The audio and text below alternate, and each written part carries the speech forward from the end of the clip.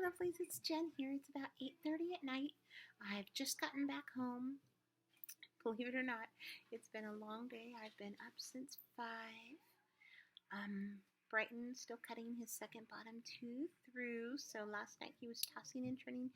We did give him some Tylenol, kind of to relax him a little bit and hope he got a better night's sleep. And it did help some, but he still had one or two turns, which sometimes he does, sometimes he doesn't. And last night he did. And then Aurora got upset by one of them, I think, because she usually sleeps through the night, no problem. And yeah, she was up and I needed to go in there and rub her back and resettle her down. And it took about 20, 30 minutes and then she was fine. But by then I was awake and had acid reflux from having gotten up after having gone to bed and only having 2 hours sleep. So then I needed to take Tums and sit up to get rid of my acid reflux. As those of you know, once you have it, you have to wait till it abates before you can lay back down or it's just not good. So yeah, that was last night. And then up and at 'em, driving the kids to school this morning early. And Brighton was up, woohoo, first thing. I mean, he was up before I was even dressed, so I had him, and he was, of course, just unsettled. I think he was still tired. Eventually, I did get him in the swing, and he took a little morning nap, but by then it was too late, so not good. And then, let's see, on their way to school, Jack stepped on someone's tombstone that was in the grass and cracked it. So I had to go apologize to the neighbors and say I was sorry. They understood. He didn't mean to, but he did step on it, and I felt like I needed to apologize. And then it was a regular day. We picked up Alton, came home.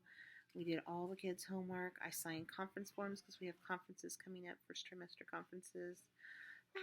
And as anyone knows, with a large family, even if you don't have a large family, but school conferences suck. I mean, I love my teacher friends and I love my schools, but they just suck because my kids generally are really good students. I mean, the worst I have to worry about is like B minuses or something. You know what I mean? But having to take that time out when you have 3 little ones and go sit there for a conference isn't good, or having John having to switch his schedule so he can telecommute so I can go to the conference, or have him take the whole day off. And it's always just a juggling nightmare. I think anyone with more than 2 kids understands conference time is just, I wish they would just let us FaceTime. Our district is supposed to be like so tech savvy, then let's FaceTime the conferences. Let's just call in and do the conferences on FaceTime since we're so tech savvy. Make it easy on the parents. We can still talk. We can virtually sign the forms. All good. That would be so much better. But alas, no. But the good news is I think I've managed to get, I signed Travis up for a 15-minute block in the morning and Coda up for the 15-minute last of the day block, and Alton and Rio actually got assigned times, and Jack I signed up for the 15-minute block right after their assigned times. Like a block of 3 15-minute blocks is what I should say. So like for Travis, my first choice was 7:45, then 8, then 8:15. For Coda, it was like 3, 3:15, 3:30, and for Jack, I went with like 1:45, 2, and 2:15, and then that's like choice 1, 2, 3. So hopefully that means we'll be able to fit everybody's conferences on one day.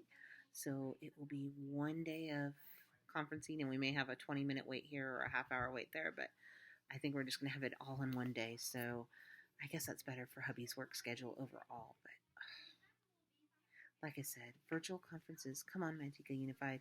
If we're such a tech-savvy school district and we're all about tablets and everything else, and 80%, online use in classrooms, let's do FaceTime conferences then. Let's do it. Let's make it easier for everybody, huh? Think about it. Anyways, off my soapbox rant for the day. So the one interesting thing is tonight we went to the, I don't know if I mentioned this, I can't even remember. We went to the high school for the college prep talk they give the parents about don't let your kids get D's or F's, C's are bad, A's and B's are good. If you want to get into UC Berkeley, the average is 4.07. Make sure they have extracurriculars, blah, blah, blah, blah, blah. If they do have a D or F, they can retake it at night school. If they have a C, they're just stuck with it. There's tutoring from the teachers and peers, blah, blah, blah. So just, your run-of-the-mill, whatever. But the interesting news is the new board trustee was there, school board trustee. So I was able to go talk to her after the meeting. John asked, do it, I want to, and I said, sure. So I went and told her that when the tablets break through no fault of the students' own, because there are several at Mossdale that broke, none of my kids, but several that did break, and they've been waiting like 5-6 weeks to get a new tablet. That's ridiculous, especially if you're paying insurance monthly. Hello, where is the new tablet? And then like Savannah's tablet just didn't start up after break. Like she went to turn it on and it didn't start up. No fault of her own. Took it to the tech staff and they said, nope, but not your fault. It's just a system hardware issue.